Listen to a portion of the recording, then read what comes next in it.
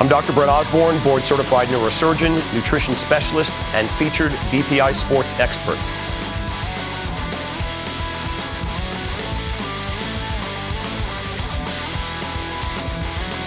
So that's a good question, and that has to do with the previous question, which was how do you find the balance between fats and proteins?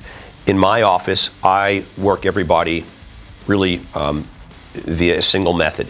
So my scale tells me what their basal metabolic rate is, and this is something that's calculated from their skeletal muscle mass, et cetera, et cetera. And the scale does this calculation and generates a number, basal metabolic rate. And typically what I'll do, I use a modified ketogenic diet, not a full ketogenic diet in my office. Modified ketogenic diet is the way that people can basically exist long term. Obviously for my morbidly obese patients, I do use a classic ketogenic diet with a slow induction phase, but for my modified ketogenic diet, where everybody essentially should be living from the standpoint of health and not shedding muscle, and that is typically somewhere between 50 and 100 grams a day, and most of my patients are somewhere between 75 and 100, unless I have a very, very petite individual frame-wise, in which case I may start them out at 50.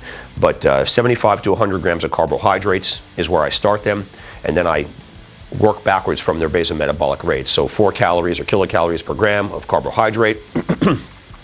Then I'll start subtracting off. And then what I'll do with protein and fat loads are as follows. I'll use their lean body mass, which is something that is calculated on the scale, and it's really easy to calculate that at home. All you have to do is, once you have your fat, body fat percentage, and you can get that with calipers if you're good with calipers or a DEXA study, what you want to do is you want to subtract your fat mass from your body weight, your total body weight, and that's going to give you your lean body mass. And I will typically use 1 gram of protein per pound of lean body mass per day.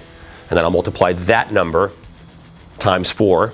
Now I have my carbohydrate calories, my protein calories, and the rest will be made up in fat. So what ends up happening is that the modified ketogenic diet that I use, unlike a ketogenic diet, I'm typically about 50-55% of their daily caloric intake is from fat, and that's really independent of their body mass, because everything sort of fills in itself if you go through that math. Some people are a little bit more, some people are a little bit less, but it's somewhere around 50 to 55% of their daily calories. So with me, there's not so much of a balancing act that has to be done. If you are very, very concerned about losing muscle, that getting into that fight between losing muscle and losing fat, or maintaining muscle and losing fat, then there's to some degree a balancing act. And that comes from, or the way you solve that problem is you make sure that you're eating at your basal metabolic rate at the very least, and I will set my patients at their basal metabolic rate, not more, not less.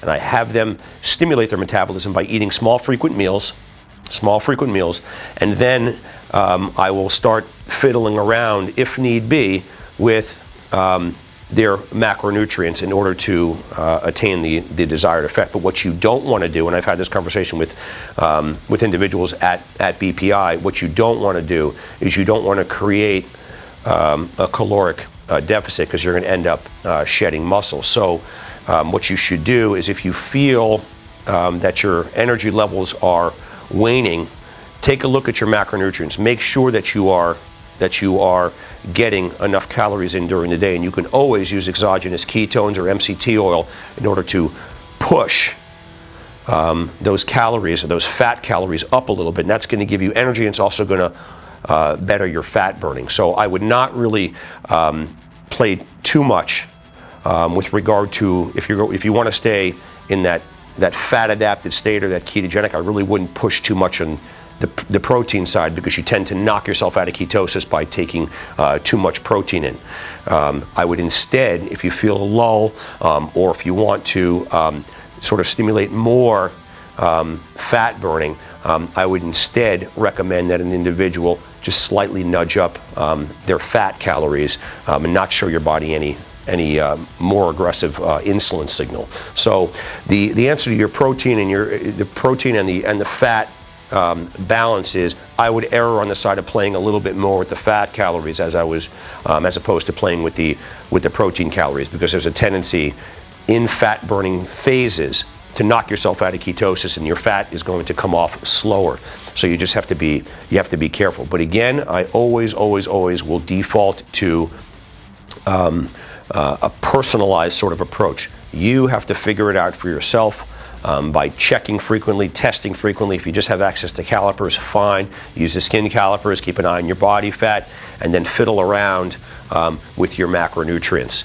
I would leave for sure, I would absolutely leave the carbohydrates alone if you want to stay in that fat adapted or even a ketotic state. Because if you start going up above 100, even, you're going to notice that you're not even showing up on the scale, either the keto sticks or on the blood. So that's my long-winded answer to that one.